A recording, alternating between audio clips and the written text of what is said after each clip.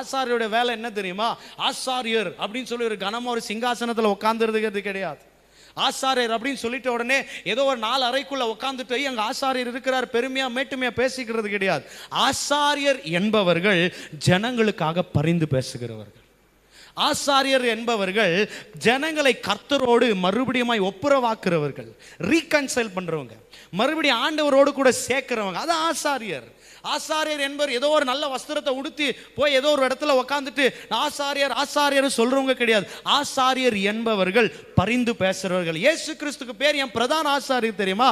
அவர் வந்து என்ன செய்தார்னா, ஆசாரியனா என் பிள்ளைகளுக்காக என் ரத்தத்தை எடுத்து என் பிள்ளைங்களுக்காக நான் பிதா கிட்ட பரிந்து பேசுறேன், அவங்களுக்காக நான் மரிச்சிருக்கிறேன், அவங்களை காப்பாத்திடுங்க, அவங்களுக்காக மரிச்சிருங்க, அவங்கள விட்டுடுங்க, அவங்கள மன்னிச்சிடுங்க, அவங்க இருக்கிற இடத்துல நான் நின்று நான் செத்து போயிருக்கிறேன், நடுவில் நின்று நான் செத்தாலும் பரவாயில்லை, என் ஜனங்களை காப்பாத்துங்கன்னு சொல்றதுதான் ஆசாரியர்.